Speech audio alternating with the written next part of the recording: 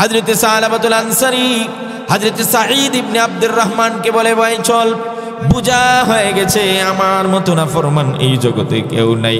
আবু বকর আমাকে তাড়িয়ে দেয়, ওমর আমাকে তাড়িয়ে দেয়, আমার বিশ্ব নবী দয়াল নবীও যখন আমাকে তাড়িয়ে দিয়েছে, বুঝা হয়ে গেছে এই দুনিয়ার আমাকে কেউ মাফ করবে না, আমাকে ছেড়ে দেয়, আমি চলে যাই, আমার জায়গায় গিয়া কান্না শুরু করতে থাকি। হযরত সাঈদ ইবনে আব্দুর রহমান একটা সময় নিরাশ হয়ে, যেহেতু রাসূলুল্লাহ বিদায় করে দিয়েছেন, সাঈদ ইবনে আব্দুর রহমানের সঙ্গে হযরতে সালাবার একটা মেয়েও ছিল।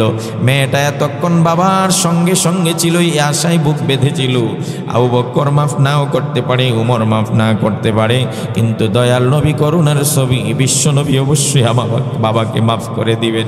কিন্তু যখন সালাবার মেয়েটা দেখলো আমার নবী বিশ্ব নবীও সালাবাকে মাফ না করে বিতাড়িত করে দেয়, তখন সালাবার মেয়েটা ডাক দেয়া বলে, বাবা গো, এতক্ষণ আপনাকে আমি বাবা ডাকছি, আশাই ছিলাম আপনি মাফ পেয়ে যাবেন।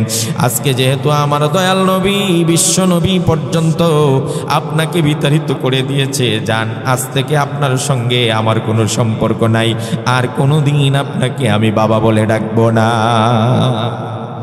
দুনিয়ার সবাই থেকে নিরাশ। সালাবা এই হাত বাঁধা অবস্থায় দৌড়ায় চলে গেছে পাহাড়ের ভিতরে, গহীন পাহাড়ের ভিতরে, রাত নাই দিন নাই, শুধু কান্না আর কান্না। সেজদায় লুটিয়ে পড়ে রব্বুল আলামিনের দরবারে শুধু কান্না করে, মালিক, এই জগতের কেউ আমাকে মাফ করবে না।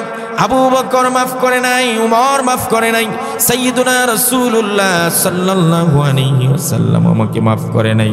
আপনিও যদি আমাকে নিরাশ করে ফেরত দিয়ে দেন, আমি ধ্বংস ছাড়ার কোনো উপায় নেই, দুনিয়ার কোনো জায়গায় আমার যাওয়া নাই। এইভাবে গুনগুন গুনগুন করে তার শুধু কান্নার কান্না, কান্নার কান্না। এই অবস্থা যখন চলতে থাকে চলতে থাকে চলতে থাকে, হঠাৎ করে আল্লাহ রাব্বুল আলামিন জিবরাইল আলাইহিস সালাতু ওয়াস সালামকে রাসূলুল্লাহর দরবারে পাঠিয়ে দেন। হযরত জিবরাইল আলাইহিস সালাতু ওয়াস সালাম এসে বলেন, ইয়া রাসূলুল্লাহ, ইয়া হাবিবাল্লাহ, আপনার সাহাবা কোথায়? এবার বিশ্বনবী বলেন, সাহাবার কথা জিজ্ঞেস করো না জিবরাইল, সাহাবা মারাত্মক অপরাধ করেছে, অন্যায় করেছে, সে মদিনা থেকে বস্তি থেকে চলে গেছে দূরে কোথায়ও, তার সঙ্গে আমাদের কারো সম্পর্ক নাই, তার ওয়াইফের না, তার বাচ্চার না, আমার না, আবু বকর ওমরের, মদিনার কোনো সাহাবী সাহাবার সঙ্গে সম্পর্ক রাখতেছে না। হযরত জিবরাইল বলেন, ইয়া রাসূলুল্লাহ, ইয়া হাবিবাল্লাহ, আমার আল্লাহ সাহাবার তওবা এমন ভাবে কবুল করেছেন, সাহাবা যে আল্লাহর দরবারে যেইভাবে লজ্জিত হয়েছে, অনুতপ্ত হয়েছে, আল্লাহ তার তওবাকে কবুল করে নিয়ে তাকে ক্ষমা ঘোষণা করে কোরআনে কারীমের আয়াত নাজিল করে দিয়েছে। والذين إذا فعلوا فاحشة أو ظلموا أنفسهم وذكروا الله فاستغفروا لذنوبهم ومن يغفر الذنوب إلا الله। বিছিলেন হযরতে সালাবাতুল আনসারী রাদিয়াল্লাহু তাআলা আনহু, যার বাড়ি ছিল মদিনায়, আর মক্কা থেকে যারা মদিনায় হিজরত করে আসছেন, এদের বাড়িঘর মদিনায় ছিল না, এদের সহায় সম্পত্তি নাই, এদের স্ত্রী পুত্র সন্তানের অনেকের নাই। নবী করিম সাল্লাল্লাহু আলাইহি সাল্লাম মক্কার মুহাজিরদেরকে আশ্রয় দেওয়ার জন্যে, তাদের থাকার সুবিধার্থে মদিনার এক একজন সাহাবীর সঙ্গে মক্কার একজন সাহাবীর ভ্রাতৃত্বের বন্ধন তৈরি করে দিলেন, বন্ধুত্ব তৈরি করে দিলেন। বললেন, উনিও হলো তোমার ভাই, তোমার বন্ধু, তুমি তাকে দেখাশোনা করবে। নবীজি যখন এইভাবে বন্ধুত্ব করে দিলেন, দেখা গেল মুহাজির মক্কার বন্ধুর জন্য কেউ কেউ ঘর ছেড়ে দিয়েছেন, 2টা ঘর, একটা তোমাকে দিয়ে দিলাম, যেহেতু রাসূলুল্লাহ তোমার সঙ্গে আমার ভ্রাতৃত্ব তৈরি করে দিয়েছেন, এই জন্য তোমার জন্য আমার এই জায়গাটা ছেড়ে দিলাম, তোমার জন্য আমার ব্যবসার অর্ধেক দিয়ে দিলাম। কেউ কেউ এমনও দৃষ্টান্ত স্থাপন করেছে, ইতিহাস সাক্ষী, কারো কারো 2টা বিবি থাকলে পরে একটা বিবিকে তালাক দিয়ে মুহাজির মক্কার ভাইয়ের জন্য একটা বিবি পর্যন্ত দিয়ে দিয়েছেন। তেমনি এক ভ্রাতৃত্বের গল্প হলো এমন, মদিনার সাহাবী হযরতে সালাবাতুল আনসারী রাদিয়াল্লাহু তাআলা আনহুর সঙ্গে মক্কা থেকে হিজরত করে আসা একজন সাহাবী হযরত সাঈদ ইবনে আব্দুর রহমানের বন্ধুত্ব লাগিয়ে দিলেন। বললেন, আজ থেকে তোমরা দুইজন ভাই ভাই, আজ থেকে তোমাদের মধ্যে আমি ভ্রাতৃত্ব তৈরি করলাম, বন্ধুত্ব তৈরি করে দিলাম। ও সালাবা, তুমি যা খাবে তোমার ভাইকে তা খাওয়াবে, তুমি যা পড়বে তোমার ভাইকে তা পড়াবে, তোমার ভাইয়ের সুখে দুঃখে সাঈদের পাশে তুমি দাঁড়িয়ে যাবে। বেশ ভালোই চলছিল হযরতে সালাবা আর হযরতে সাঈদ দুইজনের বন্ধুত্ব। ঘটনাক্রমে ঘটে গেল এক দুর্ঘটনা। কোন এক যুদ্ধে রাসূল করিম সাল্লাল্লাহু আলাইহি ওয়াসাল্লাম বললেন, কিছু সাহাবীদেরকে যুদ্ধের ময়দানে যেতে হবে। যুদ্ধের দামামা বেজে উঠল। ওই দুই যে সাহাবী, মদিনার সালাবাতুল আনসারী আর মক্কার সাঈদ ইবনে আব্দুর রহমান, এই দুইজনের বন্ধুত্ব, দুইজন ভাই। এবার সাঈদ ইবনে আব্দুর রহমান বলল, ভাই আমি এবারে যুদ্ধে যাই, আর তুমি ঘর সংসার সামলাও, তুমি মদিনাতেই থাকো। হযরত সালাবাতুল আনসারী বাড়ির দেখভালের দায়িত্বে রয়ে গেলেন, আর সাঈদ ইবনে আব্দুর রহমান তিনি যুদ্ধে চলে গেলেন। ঘটনা হয়ে গেল উল্টো। হযরত সালাবাতুল আনসারী রাদিয়াল্লাহু তাআলা আনহু, তিনিও যেহেতু মানুষ, শয়তান কুমন্ত্রণা দিল সালাবাতুল আনসারীর মনের মধ্যে, ওরে সালাবা, তুই তো তোর ভাই মক্কার ভাই সাঈদ ইবনে আব্দুর রহমানের জন্য অনেক কিছু করতেছো এবং করো, তুমি তার বউরে তো আজ পর্যন্ত দেখো নাই, সুতরাং তাকে এক নজর দেখো, সে কত সুন্দরী। মানুষের মনের ভিতরে যেভাবে পরিকল্পনা আর কুমন্ত্রণা তৈরি করে শয়তান, অপরের ওয়াইফের প্রতি, অপরের মহিলার প্রতি আকৃষ্ট করে যেভাবে সাজিয়ে তুলে, সালাবাতুল আনসারীর হৃদয়ের মধ্যেই কুমন্ত্রণা দিয়ে, ওয়াসওয়াসা দিয়ে হযরতে সালাবাতুল আনসারীকে সাঈদ ইবনে আব্দুর রহমান তার ভাইয়ের বউয়ের ঘর পর্যন্ত পৌঁছায় দেন। যখন পর্দা সরিয়ে হযরতে সালাবাতুল আনসারী রাদিয়াল্লাহু তাআলা আনহু ঘরের ভিতরে গেলেন, সুন্দরী রমণী দেখে তার খায়েশাত বেড়ে গেল। এবার ওই সাঈদ ইবনে আব্দুর রহমানের স্ত্রী সালাবাতুল আনসারীকে দেখে বললেন, আস্তাগফিরুল্লাহ, আপনি এখানে কেন? কিছু না বলে তার হাত ধরে ফেলল। যেই মাত্র হযরতে সালাবাতুল আনসারী রাদিয়াল্লাহু তাআলা আনহু সাঈদ ইবনে আব্দুর রহমানের হাত ধরল, এমনি করে সাঈদ ইবনে আব্দুর রহমানের ওয়াইফ চিৎকার করে দিয়ে বলল, আল্লাহর দোহাই দেই, তুমি কিয়ামতের মাঠের ভয় করো, আল্লাহর আযাবের ভয় করো, আল্লাহর কঠিন শাস্তির ভয় করো, তুমি যা করছো সম্পূর্ণ অন্যায় করছো, আমি আল্লাহর দোহাই দিচ্ছি, দয়া করে তুমি এই কাজ থেকে নিবৃত্ত হয়ে যাও। সাহাবী সালাবাতুল আনসারী রাদিয়াল্লাহু তাআলা আনহু যখন সাঈদ ইবনে আব্দুর রহমানের ওয়াইফের কাছ থেকে আল্লাহর দোহাই আর আল্লাহর জাহান্নামের শাস্তির কঠিন কথা শুনলেন, সাথে সাথে তার অন্তর কেঁপে উঠল।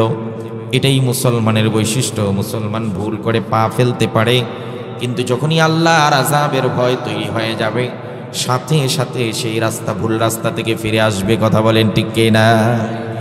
হয় সে ফিরে আসবে নিজের থেকে, আর না হলে তাকে কেউ স্মরণ করিয়ে দিবে।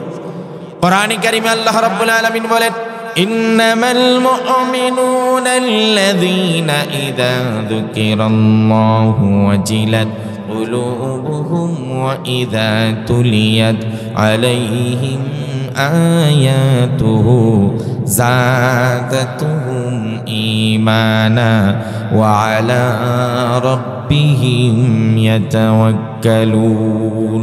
কোরআন আমাদেরকে বলছে, নিশ্চিত সত্যিকারের মুমিন ওই ব্যক্তি যখনই তার সামনে আল্লাহর দোহাই দেওয়া হয়, আল্লাহর কথা উচ্চারণ করা হয়, দুনিয়ার সব মজা আর স্বাদের কথা ভুলে গিয়ে আল্লাহর নাম শোনার সাথে সাথে তার অন্তর আত্মা আল্লাহর ভয়ে থরথর করে কাঁপতে শুরু করে দেয়। সালাবাতুল আনসারী যখনই এমন কথা শুনলেন, সাথে সাথে হাত ছেড়ে দিয়ে ঘর থেকে দৌড়ায় বের হয়ে গেলেন পাগলের মতো। আমি কি করলাম? আমি কি অন্যায়টাই না করলাম? আমার দ্বারা এমন মারাত্মক অন্যায় হয়ে গেল। এবার চিৎকার করতে করতে শুধুমাত্র আল্লাহর কাছে মাপ চায় আর দৌড়াইতে থাকে। সালাবাতুল আনসারী দৌড়াইতে দৌড়াইতে কান্না করতে করতে মহল্লা থেকে বের হয়ে যায়। বাড়িঘর ছেড়ে পাহাড়ে আশ্রয় নেই, পাহাড়ের মধ্যে পড়ে সেজদায় পড়ে থাকে, কান্না করে মালিক আমি আপনার দরবারে মারাত্মক অন্যায় করে ফেলেছি। গুনগুন শব্দ করে কান্না করে, হাউমাউ করে বাচ্চাদের মতো ফুফিয়ে ফুফিয়ে কান্না শুরু করে দেয়। এই যখন অবস্থা, সাহাবাকে খুঁজে কেউ পায় না। সাহাবা কোথায় গেল? রাত নাই দিন নাই, পাহাড়ে শুধু কান্না করে, রব্বুল আলামিন আমি অন্যায় করেছি, অপরাধ করেছি, আমার মতো গুনাহগার এই জগতের মধ্যে কেউ নাই, দয়া করে অনুগ্রহ করে আপনি ছাড়া আমাকে আর কেউ মাফ করতে পারে না। প্রিয় মুসলমান ভাইয়ারা আমার, এদিকে তার ভাই যার ওয়াইফের সঙ্গে ঘটনা, সাঈদ ইবনে আব্দুর রহমান যুদ্ধের ময়দান থেকে ফিরে আসার পরে দেখতেছে না বাড়ির মধ্যে সাহাবাকে, তার বন্ধু তার ভাইকে। ওয়াইফকে জিজ্ঞেস করলো, সাহাবা কোথায়, আমার ভাই কোথায়?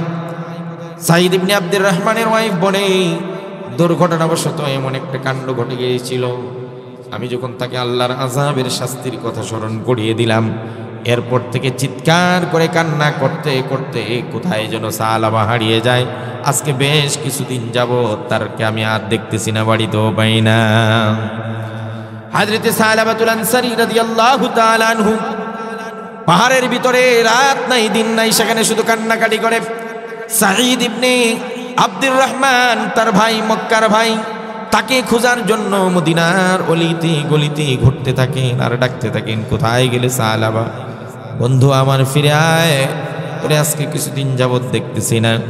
কোথায় যখন মদিনার অলিগলিতে পায় না, পাহাড়ে খোঁজার জন্য চলে যায়। পাহাড়ের রাখাল বালকদেরকে জিজ্ঞেস করি, সাহাবাকে তোমরা কেউ দেখেছো কি? রাখাল বালকেরা বলে, হ্যাঁ কিছুদিন আগে তো, দুই একদিন আগে তো এখানে দেখতাম। সাহাবা শুধু সেজদায় পড়ে মালিকের দরবারে কান্না করে, অনুতপ্ত হয়ে, লজ্জিত হয়ে, আল্লাহ রাব্বুল আলামিন মেহেরবানি করে আমাকে মাফ করে দেন, আমার মতো অপরাধী কেউ নাই, আমি মারাত্মক ভুল করছি, অন্যায় করছি। সাঈদ ইবনে আব্দুর রহমান আরো ভিতরে চলে যায়, গিয়ে দেখে সাহাবা বাচ্চাদের মতো হাউমাউ করে কান্না করে আর মালিকের দরবারে শুধু মাফ চায়, অনুতপ্ত লজ্জিত হয়ে সাজদায় পড়ে কান্না করে, চোখের পানি ভিজিয়ে কান্না শুরু করে দেয়। সাঈদ ইবনে আব্দুর রহমান বলে, ভাই সাহাবা, এভাবে কান্না করতে করতে না খেয়ে পাহাড়ের মধ্যে পড়ে থেকে মশার কামড়, বিভিন্ন কীট পতঙ্গের কামড় আর অসহ্য যন্ত্রণা সহ্য করতে করতে একটা সময় তুমি নিজেকে ধ্বংস করে দিবে। ভাই আমার, দয়া করে আয়, আমরা ফিরে যাই মদিনায়, তোর একটা ব্যবস্থা হবে। সালাবাতুল আনসারী যেতে রাজি হয় না। সাঈদ ইবনে আব্দুর রহমান অনেক জোরাজুরি করার পরে সাহাবা বলল, ঠিক আছে আমি তোমার কথা মানলাম, আমি যাব, তবে আমি এইভাবে যাব না। আমি যদি স্বাভাবিকভাবেই তোমার সঙ্গে হেঁটে হেঁটে যাই, তাহলে আমি যে অপরাধী এই কথা প্রমাণ হবে না। সুতরাং আমাকে যদি নিতে হয়, তাহলে আমার ঘাড়ের পিছনে আমার দুই হাত বেঁধে দাও, হাত বেঁধে রশি টেনে টেনে বাধ্য গোলামের মতো আমাকে টেনে টেনে মদিনার দিকে নিয়ে যাও। হযরতে সাঈদ ইবনে আব্দুর রহমান সালাবাতুল আনসারীকে মদিনায় আনার জন্য তার দুই হাত ঘাড়ের পিছনে বেঁধে রশি লাগিয়ে টেনে টেনে মদিনায় নিয়ে যায়। চলো রাসূলুল্লাহর দরবারে যাই।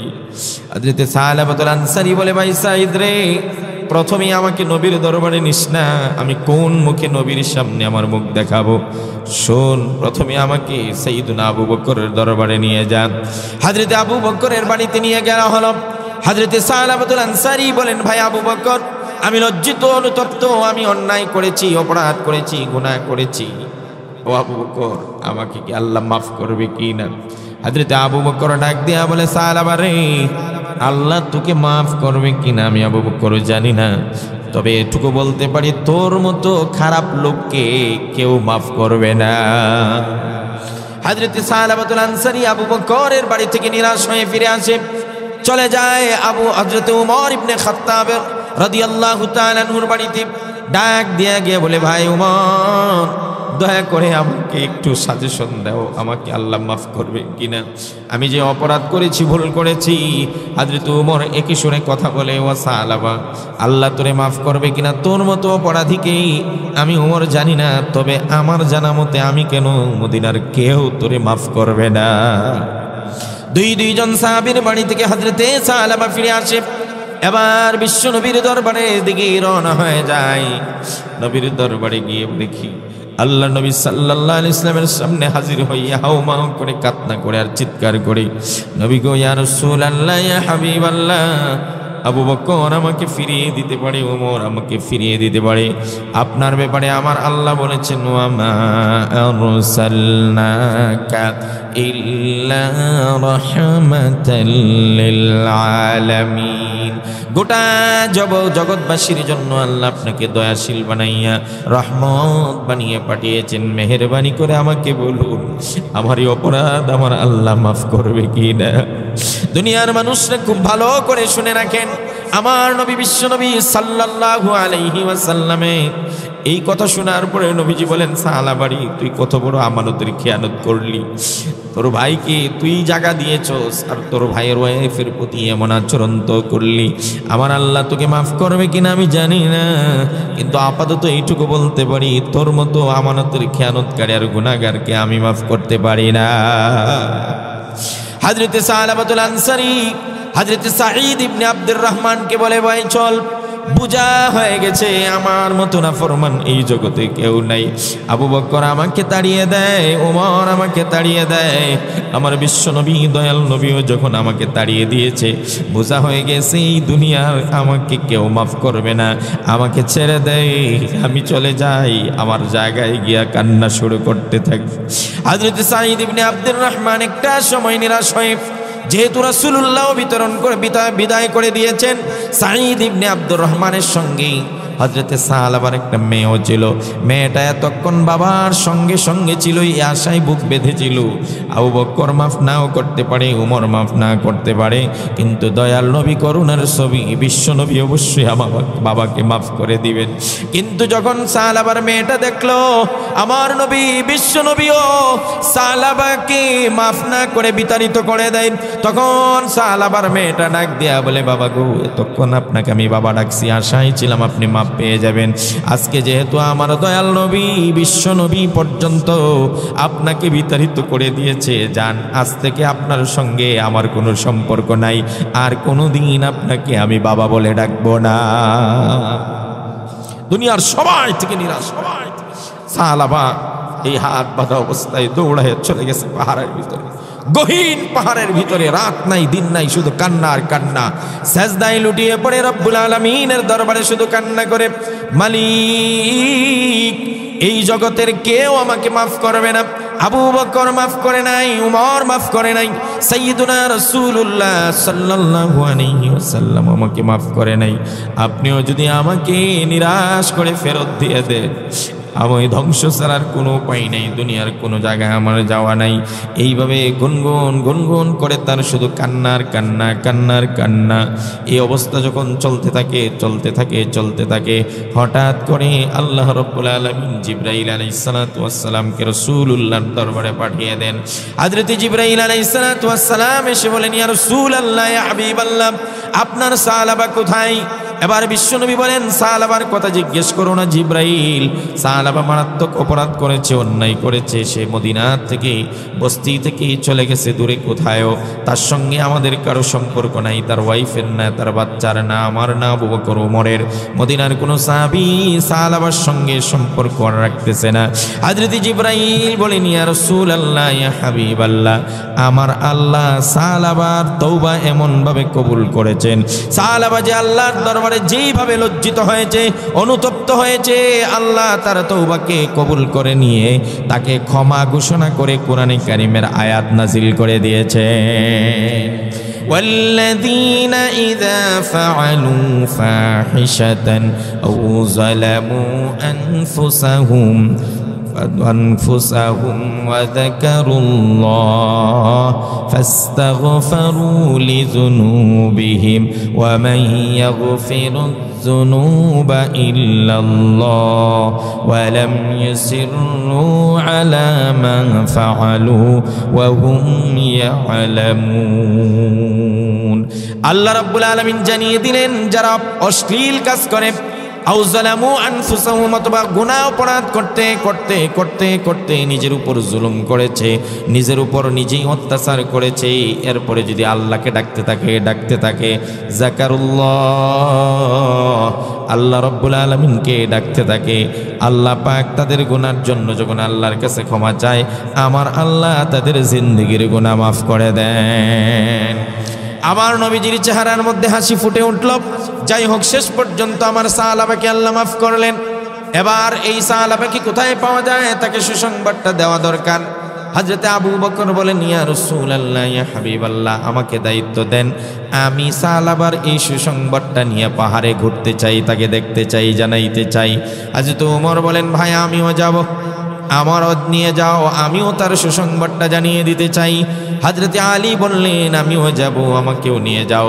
মুরব্বী সাহাবী সালমান ফারসি রাসূলুল্লাহর মজলিসে ছিলেন, তিনি বললেন, ইয়া রাসূলুল্লাহ, ইয়া হাবিবাল্লাহ, অনুমতি থাকলে এত বড় সুসংবাদ যার শানে আল্লাহ আয়াত নাজিল করেছেন, এই সুসংবাদের সাক্ষী আমি সালমান ফারসিও হতে চাই। চলে গেলেন আবু বকর, ওমর, আলী এবং হযরতে সালমান ফারসি ওই পাহাড়ে, যেই পাহাড়ে সাহাবা গুনগুন করে কান্না করে। হযরতে আবু বকর ডাক দিয়া বলেন, ওরা খাল বালকেরা, এখানে এমন একটা লোক পেয়েছো কি আল্লাহর ভয়ে শুধু রাত নাই দিন নাই কান্না করে? এই লোকটার চেহারা কেমন? এই লোকটাকে আমরা কোনোদিন দেখি নাই। রাখাল বালকেরা বলে, তবে যখন আমরা রাখালি করতে আসি, দূর গহীন জঙ্গল থেকে একটা গুনগুন শব্দ কান্নার পাই। মনে হয় কোনো অপরাধের কারণে এই লোকটা শুধু কান্না করে। তার কান্নার শব্দে অনেক সময় আমাদের বস্তির লোকদের পর্যন্ত রাতের বেলা ঘুম ভাঙ্গে যায়। আমরা রাখাল বালকরা শুধু তার গুনগুন গুনগুন শব্দে কান্নাটা শুনতে পাই। এই পথ ধরে যদি ভিতরে যাও, হয়তোবা ওই লোকটাকে তোমরা পেয়ে যেতে পারো। হযরতে আবু বকর, ওমর, আলী আর সালমান ফারসি চারজন গহীন জঙ্গলের ভিতরে ঢুকে যায়। গিয়ে দেখেন সাহাবা সেজদায় পড়ে কান্না করে আর মালিকের কাছে কই, মালিক গো, দুনিয়ার সব জায়গা থেকে যখন আমি বিতাড়িত নিরাশ হয়ে চলে আসলাম, তোমার দরবার থেকে নিরাশ হয়ে গেলে আমার আর কোথাও যাওয়ার জায়গা নাই। তুমি যদি মাফ না করো, এই পৃথিবী আমাকে আর কেউ মাফ করবে না। এমত অবস্থায় সাইয়েদুনা আবু বকর ডাক দিয়া বলেন, ও ভাই সাহাবা, মাথা ওঠাও, আর কান্না করতে হবে না। হযরতে সাহাবা বলেন, না আবু বকর, তুমি না তোমাকে তোমার বাড়ি থেকে আমাকে বিতাড়িত করে দিয়েছিলে না। উমর, তোমার কথায় আমি মাথা উঠাবো না, তুমিও আমাকে বাড়ি থেকে বিদায় করে দিয়েছো। এবার আবু বকর বলেন, ভাই সাহাবা রে, আমরা বিতাড়িত করলে কি হবে? যে আল্লাহর কাছে অপরাধ করেছো, ওই আল্লাহকে তুমি এমন ভাবে ডেকেছো আর ক্ষমা চেয়েছো, অনুতপ্ত আর লজ্জিত হয়েছো, ওই আল্লাহ তোমাকে মাফ ঘোষণা করে কোরআনে কারীমের আয়াত নাজিল করে দিয়েছেন। সুবহানাল্লাহ। হযরতে সাহাবাতুল আনসারী রাদিয়াল্লাহু তাআলা আনহুর ঘটনা এখানেই শেষ নয়। তওবা করলে যে মর্যাদা কত বাড়ে, কত বাড়ে, কত বাড়ে। এবার সাহাবাতুল আনসারীকে নিয়ে সবাই রওনা দিলেন মদিনার দিকে। মদিনার মসজিদে গিয়ে সাহাবাতুল আনসারী এশারের নামাজ পড়ে আর বাড়িতে আসে না, ফজর পর্যন্ত সেখানে থেকে যায়। ফজরের নামাজ বিশ্বনবী সাল্লাল্লাহু আলাইহি ওয়াসাল্লাম পড়াইতেছিলেন। দ্বিতীয় রাকাতে সাহাবাতুল আনসারী যখন রাসূলুল্লাহ নামাজের কেরাত পড়তেছিলেন, ওই দিন আলহাকুমুত তাকাসুর এই আয়াত, এই সূরাটা যখন নবীজি তেলাওয়াত করতেছিলেন, যখন নবীজি বললেন আলহাকুমুত তাকাসুর, এইটুকু পড়ার সাথে সাথে সাহাবায়ে কেরাম শুনতে পান পিছন দিকে বিকট করে একটা শব্দ শোনা যায়। আবার যখন রাসূল করিম সাল্লাল্লাহু আলাইহি ওয়াসাল্লাম শেষ দিকের আয়াতগুলো পড়তেছিলেন, সুম্মা লাতুসআলুন্না ইয়াউমা ইযিন আনিন নাঈম, আরেকটা বিকট শব্দ শুনতে পায়। সাহাবায়ে কেরাম আর বিশ্বনবী যখন সালাম ফিরায়, সালাম ফিরায় এক শব্দটা কোথায় আসছে, কোন জায়গা থেকে আসছে দেখার জন্য সবাই অস্থির হয়ে যায়। এত বিকট শব্দ কে করলো রে? আমার নবীজি সাহাবীদেরকে বললেন, দেখো তো এই শব্দটা কি কারণে হলো। সাহাবায়ে কেরাম সালাম ফিরে গিয়ে দেখেন, ওই যে সাহাবাতুল আনসারী রাদিয়াল্লাহু তাআলা আনহু, যিনি কিছুদিন আগেও নিজের কৃতকর্মের কারণে আল্লাহর কাছে এমন তওবা করেছিলেন, ওই তওবায় খুশি হয়ে আল্লাহ আয়াত নাজিল করেছিলেন। ওই সাহাবাতুল আনসারী নামাজ শেষ হতে হতে দুইটা চিৎকার করে দুনিয়ার মায়া ত্যাগ করে বিদায় হয়ে যায়। জমিনে পড়ে আছে। হযরত ওমর পালস চেক করে বলে, হুজুর, সাহাবা তো দুনিয়া থেকে বিদায় হয়েছে। আমার নবীজি সাহাবীদেরকে বললেন, ও সাহাবীরা, আমার সাহাবা কি পরিমাণ তওবা করে আল্লাহর কাছে মাফ চাইছেন। এই তওবা কবুল হওয়ার পরে নতুন করে আর কোনো গুনাহ আল্লাহ তাকে দিয়ে করতে চান না। নতুন করে আর কোনো গুনাহ যেন না হয়, এই জন্য তার মর্যাদা বাড়িয়ে আল্লাহর কাছে নিয়ে গেছেন। তাড়াতাড়ি তাকে গোসল করাও, কাফন পরাও, আমি নিজে সাহাবার জানাজা পড়াবো। সুবহানাল্লাহ। আমার নবীজি সাহাবার জানাজা পড়ালেন। এবার কবরস্থ করার জন্য যখন সাহাবাকে কবরের দিকে নিয়ে যাওয়া হয়, আমার নবীজি হাঁটতেছেন এমন ভাবে হযরত ওমর খেয়াল করলেন, নবীজি হাঁটার সময় পায়ের মোড়াটা পুরালিটা উপর করে এইভাবে শুধু মাথাটা লাগিয়ে লাগিয়ে উকি মেরে মেরে হাঁটতেছেন। হযরত ওমর বলেন, ইয়া রাসূলুল্লাহ, কত জানাজা তো পড়লাম আপনার সঙ্গে, কোনোদিন জানাজার পরে লাশ নিয়ে যাওয়ার সময় এইভাবে উকি মেরে মেরে হাঁটতে দেখি না, আজকে কেন হাঁটছেন? আমার নবীজি ডাক দিয়া বলেন, ওমর রে, আমার সাহাবার মর্যাদা কি পরিমাণ বেড়েছে, কি পরিমাণ বেড়েছে, কি পরিমাণ বেড়েছে। আমার আল্লাহ সাহাবার জানাজায় এত বেশি ফেরেশতা পাঠিয়েছেন, ফেরেশতাদের কারণে জমিনে আমি পা ফেলার পর্যন্ত জায়গা পাচ্ছিলাম না।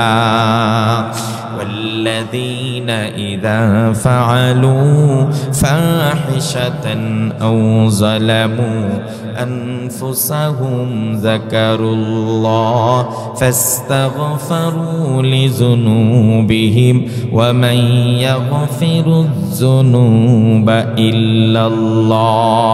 আল্লাহ পাক বলছেন, গোলামেরা যখন কোনো অশ্লীল কাজ, যখন কোনো গুনাহের কাজ, যখন কোনো অপরাধ হয়ে যায়, আল্লাহকে বেশি করে যারা ডাকবে আর গুনাহের জন্য যারা আল্লাহর কাছে মার্জনা করবে, ক্ষমা চাইবে, অপরাধ স্বীকার করে লজ্জিত হবে, আল্লাহ তাদেরকে ক্ষমা করবেন।